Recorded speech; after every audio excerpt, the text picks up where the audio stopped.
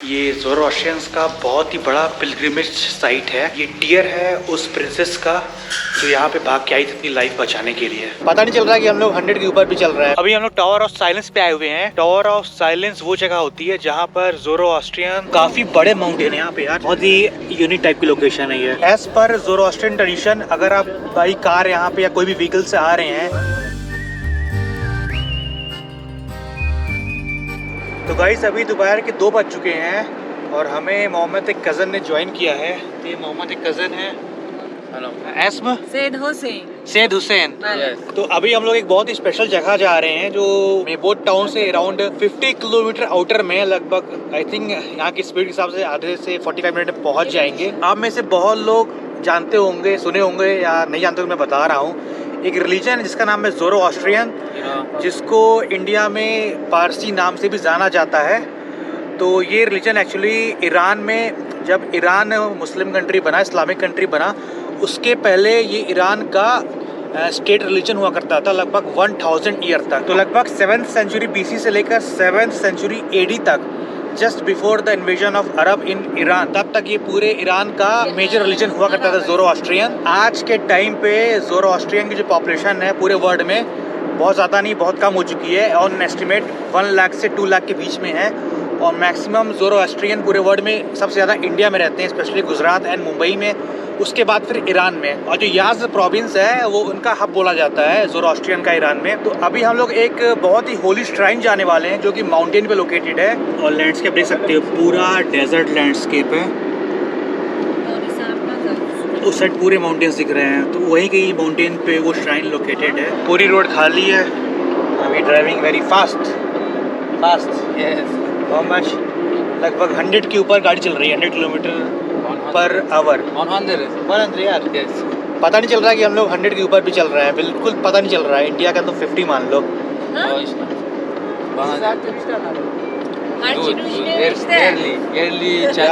या कह रहे जितना टाइम सोचे थे उससे पहले हम लोग पहुंच जाएंगे सक्चक, जहाँ हम लोग जा रहे हैं। व्यू देखो, ऑसम, अल्टीमेट व्यू।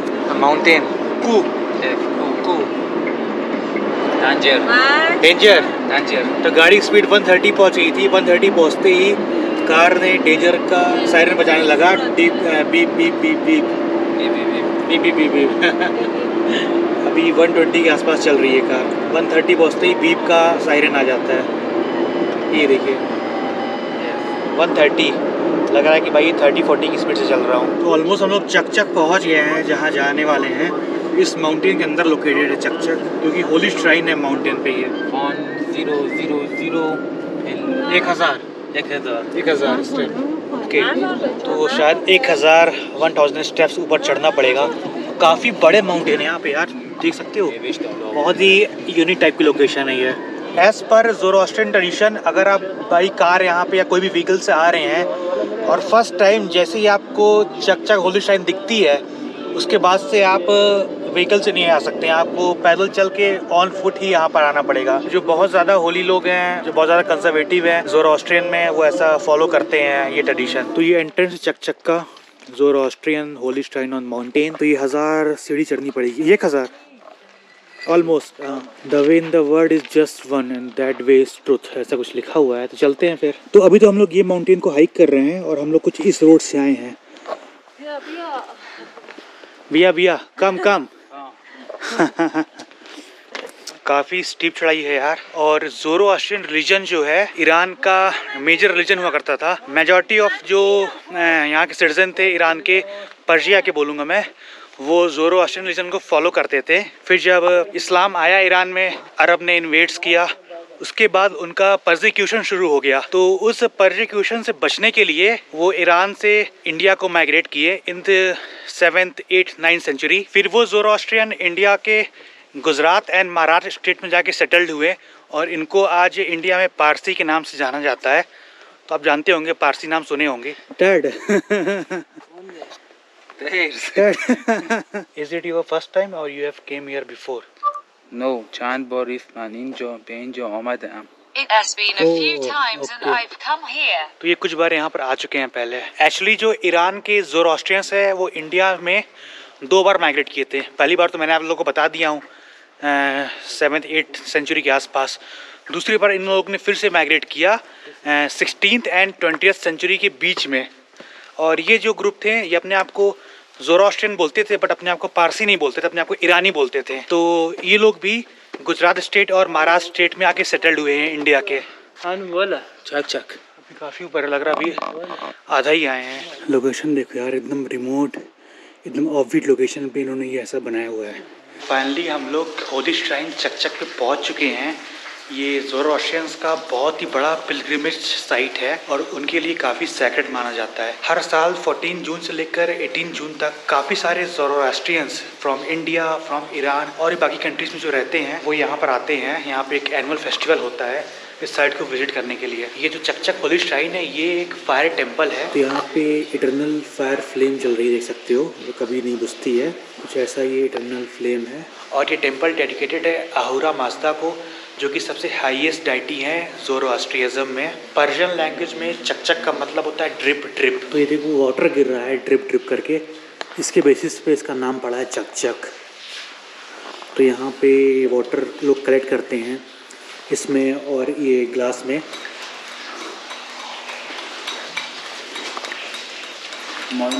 चक। तो अभी मेरे सामने एक दो लोग आए भी थे, आई डोंट नो किस रिलीजन को फॉलो करते हैं, बट ये जो वाटर था इसको पी के और यहाँ थोड़ा प्रे करके जा रहे थे। यहाँ पर ऐसा माना जाता है during the Arab invasion of Iran, जो ज़ोरोस्ट्रियंस के लास्ट किंग थे उनकी डॉटर थी, उनका नाम था हयात बानो। वो अरब के सोल्जर्स और एनिमी से बच के भागते हुए इस माउंटेन पर आई थी। फिर उन्होंने इस माउंटेन से प्रे किया उनकी लाइफ बचाने के लिए, जो बाकी एनिमीज़ और अरब के सोल्जर्स उनके पीछा कर रहे थे।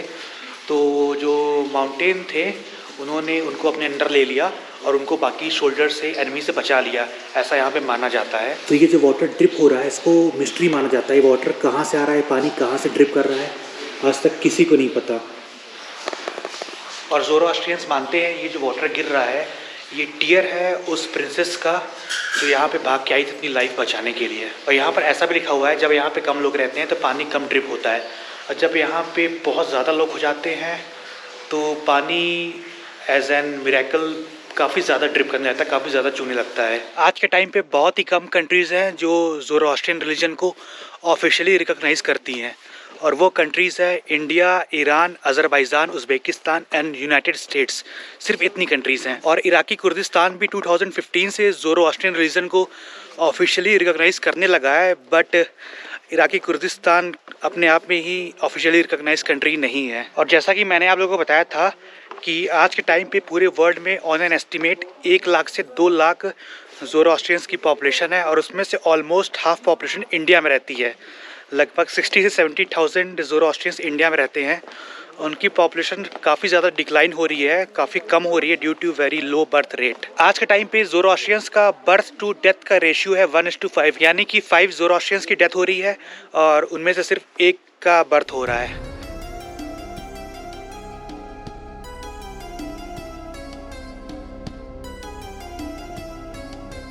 This is washer day. washer, wash, they wash. They wash. Short, then they, they put it here. Yes. Okay. And Tower, same. Dakhma ज़रतुश्तियन dakhma. तो अभी हम लोग टावर ऑफ साइलेंस पे आए हुए हैं। टावर ऑफ साइलेंस वो जगह होती है जहाँ पर ज़ोरोस्ट्रियंस जब उनकी डेथ हो जाती है तो उनकी बॉडी यहाँ पे वो प्लेस करते हैं ताकि जो फ्लैश हो उसका वो नेचुरली डिकम्पोज हो जाए। फिर उसके बाद जो बोन्स वगैरह बचती है उसको इन लोग बरी करते हैं सॉइल के अंदर, ग्राउंड के अंदर। तो यहाँ पर एक ये है, यहाँ पर पहले डेड बॉडी को लाके वॉश किया जाता है। उसके बाद ये 2 टावर ऑफ साइलेंस है, यहाँ पर डेड बॉडी रखी जाती है नेचुरली डिकम्पोज होने के लिए। सारे रिलीजन में अलग अलग मेथड होता है। जब उस रिलीजन के इंसान की डेथ होती है उसके बाद उसका क्या प्रोसेस होता है, तो ज़ोरोस्ट्रियंस का काफ़ी अलग प्रोसेस है। और इनके इस प्रोसेस को सेलेक्ट करने का एक्चुअली 2 रीज़न है। पहला रीज़न ये, इन लोग ये मानते हैं कि अगर इन लोग डेड बॉडी डायरेक्ट बरी कर देंगे तो जो सॉइल है, ग्राउंड है, वो कॉन्टेमिनेटेड हो जाएगा। इसके लिए पहले वो फ्लैश को नेचुरली रिमूव करवा देते हैं, उसके बाद बरी करते हैं। تو چاش کار میکنه؟ تو چاش کار میکنه گوزه؟ No, it's nothing. Nothing. और दूसरा रीज़न ये है, ज़ोरोस्ट्रियंस ये भी मानते हैं कि अगर डायरेक्ट डेड बॉडी को बरी कर देंगे तो किसी काम की नहीं है, उससे better final act of charity किया जाए।